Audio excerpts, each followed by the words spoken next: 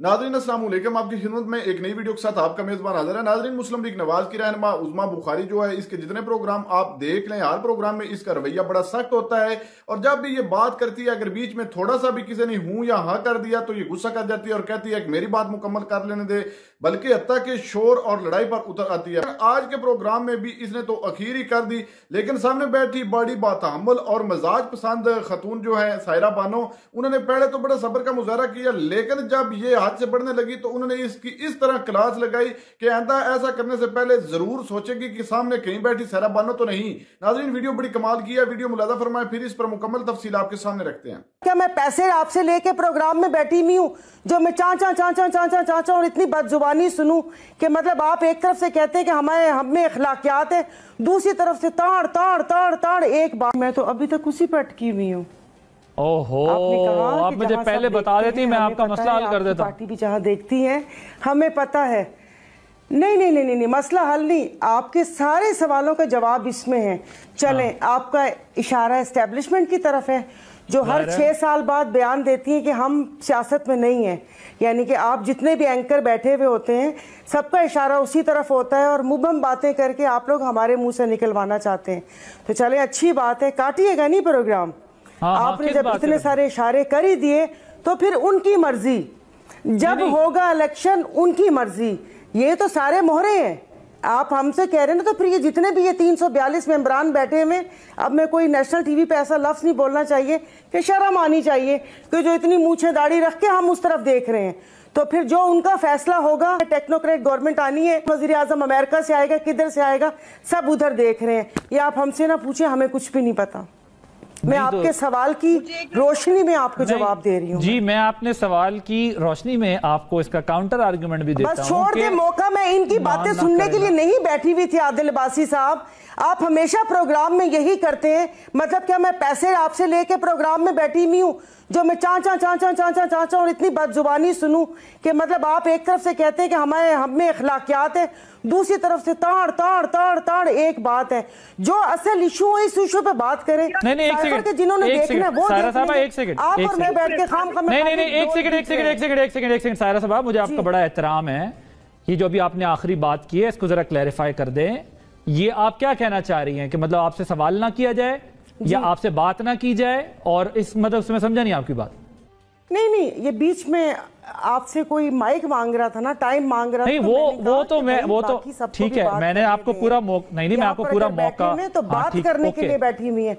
Okay fine, मैंने आपको पूरा मौका दिया है और आपको मौका दे रहा हूं। मैं सबको कोशिश ये कर रहा हूं कि सब अपने टाइम पे बात करें। आई थॉट कि आप मुझसे मुताल्लिक कोई बात कर रही हैं, तो मैंने कहा जरा मैं क्लैरिफाई कर दूं। दूसरी चीज ये है कि भाभी अगर रिपीट पे भी आप सब प्रोग्राम देखेंगे, मैंने भरपूर मौका दिया, बल्कि कोशिश की कोई इंटरप्ट ना करें एक दूसरे को। जी, अलकादर ट्रस्ट में उसको आना पड़ेगा, मलिक रियाज को आना पड़ेगा। मलिक रियाज को यहाँ पर कोई लाएगा नहीं। फॉरेन फंडिंग केस का वो फैसला खुलेगा तो बाकी पार्टीज की भी फॉरेन फंडिंग उनको कहाँ से होती है वो फैसला भी खुलेगा।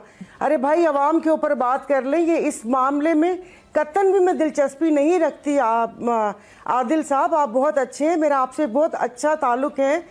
अवामी इशू पे बात कर लें। ये किसी दूसरी पार्टी के ज़ाहिर है ना मैं मौक़िफ़ बता सकती हूँ ना मैं सुन सकती हूँ। मुझे जरा ये बताइएगा, आपके ख्याल में ये जो इसकी क्रिमिनलिटी का तयन नहीं होना चाहिए, क्योंकि इसके बाद जो कुछ हुआ वो तो बड़ा नुकसान किया, उसने डैमेज किया है। और आज जो आजम खान साहब बात करें, अगर इसकी कानूनी नुक्ता नज़र से हटके अगर सियासी इसके असरात देखें तो क्या मुल्क ने इसकी कीमत अदा नहीं की है? ये आपके सवालों के बहुत सारी चीज़ों का जवाब मेरे ख्याल में शोएब शाहीन साहब दे चुके हैं। और दूसरा, अपना नुक्ता नज़र बताऊं तो मुझे तो ऐसे लग रहा है जैसे राम गोपाल वर्मा की कोई मूवी देख रही हूँ मैं। यानी कि हम कौन सी दुनिया में रहते हैं, दुनिया कहाँ से कहाँ। अब तो हमारे पड़ोसी मुल्क भी चांद पर चले गए, हम अभी तक वही पुराना वाला स्क्रिप्ट है उसके पीछे घूमे जा रहे हैं। यानी कि एक बंदा गायब होता है और फिर उसके बाद आप भी इस मुल्क में रहते हैं कि उसके घर वाले वो क्यों नहीं कर रहे, शिकायत क्यों नहीं कर रहे कि ये बंदा गायब है। अगर वो गायब है तो आपको नहीं पता यहाँ पर क्या होता है। तो आप तो छोटे से पैमाने पे अपनी कोर्ट कचहरी देख लें कि वहाँ पर क्या होता है। फिर उसके बाद वो बंदा आता है, उस बंदे का ज़मीर जाग गया। एक तो मुझे इन ज़मीरों की समझ नहीं आती कि वहाँ बैठे हुए काबीना का हिस्सा बने हुए इक़्तिदार में ये ज़मीर क्यों नहीं जागते ये इक़्तिदार जाने के बाद लोगों के ज़मीर क्यों जागते हैं? ये साहब तो इतने पावरफुल थे, मैंने उनको कहती थी कि आप वजीर आजम हैं, आजम के वजीर नहीं हैं आप। वो इतने पावरफुल थे कि मैं आपको बता नहीं सकती। अरे मुझे एक बात बताएं सायरा साहबा, मुझे एक बात बताएं, मुझे एक बात बताएं। जी जी वो बिल्कुल आपने ठीक कहा, लेकिन मुझे ये बताएं, ये सब कुछ तो फवाद हसन फवाद साहब के साथ भी हुआ था, और ये जो आप उठाने की बात कर रही है तो लोग पहले भी उठते रहे थे, लेकिन उन्होंने तो एक लफ्ज भी नहीं उगला, बल्कि उन्होंने कहा मैं अपने किए पर एक एक लफ्ज पे। जरा गुजारिश तो सुन लेना सायरा साहबा, हमारी भी तो गुजारिश सुन लेना। मैंने आपकी बात, मैंने आपकी सवाल मैं इतना चुप रहा कि आपको हैरानी हो गई, आपने कहा कि आप सुन रहे हैं ना मुझे, मैं सिर्फ गुजारिश कर लूं फिर आप बेशक इसका जवाब दें। सवाल ये कि फवाद हसन फवाद साहब के साथ भी यही कुछ हुआ, वो भी बड़े प्रेशर में रहे, बहुत सख्त उन्होंने हालात देखे, और उसके बावजूद वो अपने कहे और अपने किए एक लफ्ज से भी पीछे नहीं हटे। मेरी उनसे जिंदगी में सिर्फ एक बार मुलाकात है, मेरी उनसे कोई बहुत मुलाकातें भी नहीं हैं, लेकिन मैं उनकी एग्जाम्पल इसलिए कोट कर रहा हूं कि मैंने इन दोनों को पीएम ऑफिस में काम करते देखा है। सो अगर आप खड़े होना चाहें तो आप खड़े भी हो सकते हैं, उसके लिए जरूरत तो नहीं है कि आपको कोई दबाव आ गया, कोई आपको उठा के ले गया तो आप सब कुछ उगलना शुरू कर दें। हाँ नहीं, आपकी बात बिल्कुल सही है। अभी मैं ऐसे ट्विटर पर ही देख रही थी फवाद हसन फवाद और चीमा उनका, कि वो अदालत में पेश हुए थे, पता था कि ये मुकदमा है या उसमें थे, ये तो बंदा ही गायब है। और आप बिल्कुल सही कह रहे हैं, इस बात पे खान साहब की चॉइस को क्या कहा जा सकता है कि माशाल्लाह, मतलब जहाँ दीदा इंसान थे। मतलब आप मुझे बताएं, मैं तो तिफले मकतब थी, इनको देखकर इनकी सबकी शक्लें देखकर मुझे पता चलता था। आप मेरे साथ जो एमक्यूएम वाले बैठे हुए या साथी बैठे हुए, आप पूछ लीजिएगा कि मैं उनके बारे में क्या बताती थी या कहती थी, तो खान साहब को क्यों नहीं पता चला। और बाकी मतलब ये कि राना सनाउल्लाह साहब का बयान है कि साइफर गुम नहीं हुआ, वो वजारत दाखिला में पड़ा हुआ है। अब आप मुझे बताएं, 2022 में दूसरा बयान होता है, 23 में दूसरा बयान होता है, अब हम किस बयान को सही समझें? उसके ऊपर डिमार्च भी हुआ, फिर उसके बाद कॉन्फ्रेंस भी हुई, फिर उसके बाद सिक्योरिटी काउंसिल का भी हुआ, फिर जब इन्होंने हुकूमत संभाली फिर इन्होंने भी किया, फिर आज़मा साहिबा कहते रहे कि ये सुप्रीम कोर्ट के वो क्या के इसको। ठीक है, मैं आज़मा साहिबा से ले लूं कोई बात करना। जी आज़मा साहिबा, आप कुछ कहना चाह रही हैं? पहले तो सायरा बीबी को बताना था कि हमारा हमसाया चांद नहीं पहुंच सका जी, वो रास्ते में ही क्रैश हो गया। और दूसरी बात यह है कि वजीर दाखिला ने ये कतन नहीं कहा कि वजारत दाखिला के अंदर महावरतन बोला था, उन्होंने कहा है कि इमरान खान, मैं गुजारिश कर लूं कि इमरान खान के पास जो है वो ये साइफर बिल्कुल मौजूद होगा और वो झूठ कर बोल रहे हैं। बात यह है कि 2 दफा कौमी सलामती की मीटिंग हुई, उसने कहा कि साइफर साजिश नहीं है, वो बजिद है, साजिश है। अदालतों ने कह दिया, सुप्रीम कोर्ट ऑफ पाकिस्तान ने जो असम्बलियां तोड़ी गई थी, कौमी असम्बली तोड़ी गई थी, उस केस के अंदर जो है उन्होंने कहा कि कोई बैरूनी साजिश नहीं है और उन्होंने असम्बलियां जो है बहाल कर दी, लेकिन वो बजिद है कि साजिश है। उसके बाद जिसके ऊपर इल्जाम लगाया उन्होंने भी ये कह दिया कि जी हमने किसी साजिश के अंदर हम शामिल नहीं है। और आज वो बहुत नियर एंड डियर है ना, उनका इसराइल भी, उनका अमेरिका भी, ये सारे जो है आज इमरान खान के बहुत करीब हैं। और इमरान खान खुद कह चुके हैं कि जी मैं भी पीछे छोड़ आया हूं, मैं तो बड़े अच्छे ताल्लुकात रखना चाहता हूँ, खुदा का वास्ता कहीं एक जगह खड़े तो हो, पहले जो है वो पहले ये बात कन्विंस तो कर, अपने आप को तो कन्विंस कर ले बैरूनी साजिश है कि नहीं, अमेरिका का नाम लेना है कि नहीं। उस वक्त भी डरते इतना थे मौसूफ कि अमेरिका का नाम नहीं लेना, बस खेलना है। लेकिन एक दफा खुद ही जो है एक दफा खिताब करते हुए अमेरिका का नाम भी मुंह से निकल आया। और ये सिर्फ नहीं, देखो सिर्फ अमेरिका नहीं, यूरोपीय यूनियन को भी रगड़ा 2 जलसों के अंदर और कहा यूरोपीय ममालिक भी शामिल है इसके अंदर।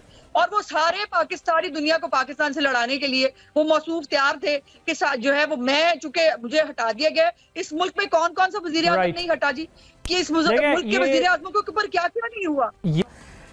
अभी ये जो अमेरिका तो हर चीज़ में शामिल है, अमेरिका तो हर चीज़ में शामिल है, हमारे तो वज़ीर आज़म की सिलेक्शन तक में शामिल है।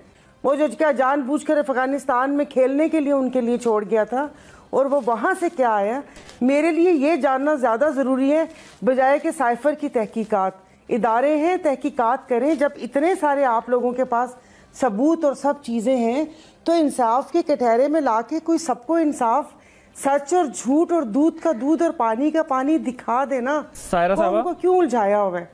सायरा साहबा, जब नेशनल सिक्योरिटी काउंसिल का कि यहाँ पर लोगों की जान और माल जी जब नेशनल सिक्योरिटी काउंसिल का इजलास एक नहीं 2 दफा हुआ, उसके अंदर जाहिर है तमाम एजेंसियां, तमाम हमारी ऑब्वियसली तीनों अफवाज की जो तीनों एयरफोर्स, नेवी और आर्मी तीनों के जो सिपा सालार हैं वो भी मौजूद थे।